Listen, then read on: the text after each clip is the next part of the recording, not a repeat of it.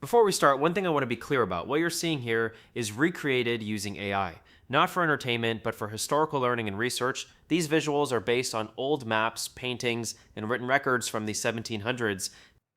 This is New York in the year 1746, specifically the foot of Wall Street. Long before skyscrapers, long before stock markets, this was where New York actually began to move. People arrived here by ferry, goods were unloaded here, merchants met here, travelers stepped onto land here for the first time. This place wasn't about money yet, it was about connection. Between the river and the city, between trade and daily life, between New York and the outside world. Most people walk through Wall Street without knowing this. In the 1700s, this exact waterfront was New York City's official slave market. Here, enslaved men, women, and children were bought, sold, and even rented, just steps away from the ships that built the city's economy. This wasn't hidden history, it was organized, legal, and central to early New York's growth. Today, skyscrapers stand where human lives were once traded. This image is an AI reconstruction created for historical understanding to remember what the city chose to forget. When people think of New York, they imagine freedom and independence. But for nearly 7 years, this city was under British control. In 1776, after a major defeat nearby, British troops marched into New York and took over the streets. For ordinary people, life changed fast, soldiers everywhere, strict rules, and constant fear. This scene is an AI-assisted historical reconstruction created from old illustrations and records only for education. It reminds us that New York's story wasn't always about victory. Sometimes it was about survival.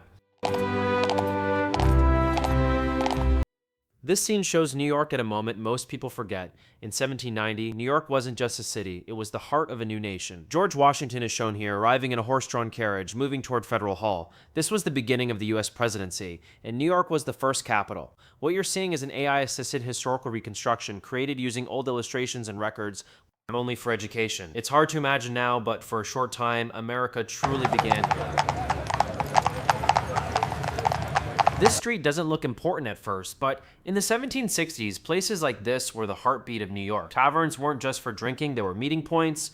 Merchants, travelers, and even soldiers passed through here. Life was rough, streets were dirty, and the river was right nearby. What you're seeing is an AI-assisted reconstruction built from old illustrations only for historical understanding. Before skyscrapers, this is what everyday New York really looked like. This is how New York looked from the harbor in the early 1760s. At that time, the city's strength came from the sea. Ships controlled trade, movement, and military power. Fort George stood along the shoreline, watching every vessel that entered the harbor. What you're seeing is an AI-assisted historical reconstruction created from old illustrations for learning purposes. Long before skyscrapers, New York was already shaped by its harbor. This is how New York looked from the harbor in the early 1760s. At that time, the city's strength came from the sea. Ships controlled trade, movement, and military power. Fort George stood along the shoreline, watching every vessel that entered the harbor. What you're seeing is an AI-assisted historical reconstruction created from old illustrations for learning purposes. Long before skyscrapers, New York was already shaped by its harbor.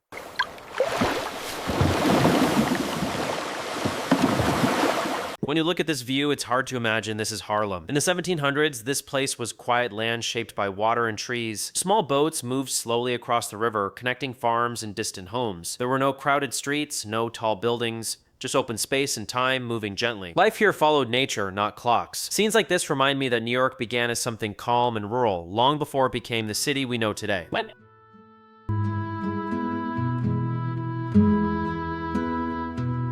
This view feels peaceful, but it's actually early New York. In the late 1700s, the city was still distant, quiet, and surrounded by open land. From this angle, New York looks more like countryside than a future metropolis. A few buildings, soft hills, and long roads slowly connecting the city.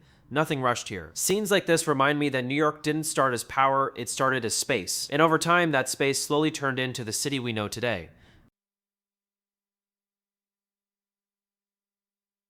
This building might look quiet, but it once stood at the heart of early New York. In the late 1700s, this church was more than a place of worship. It was where communities met, decisions formed, and daily life slowed down. Surrounded by narrow streets and simple homes, it shaped the rhythm of the city. Long before skyscrapers, places like this defined New York's identity. Faith, structure, and time, all standing together in one frame.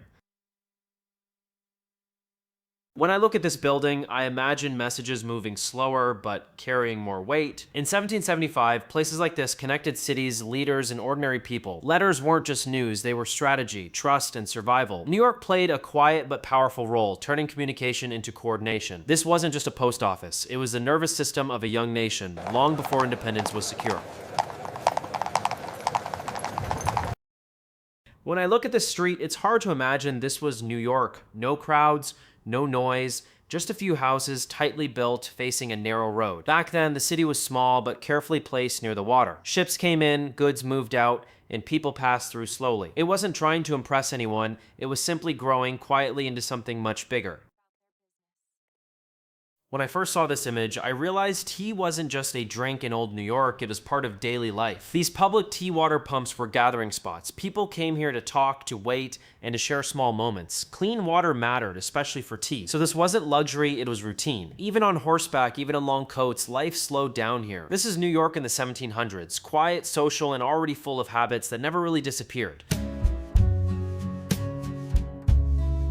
This is an AI reconstruction of New York in the 1700s. Back then, water wasn't just water. People believed some pumps gave better taste for tea. That's why these places were called tea water pumps. Families came here daily, filling barrels and containers. Some pumps even became famous across the city. Not because they were beautiful, but because people trusted them.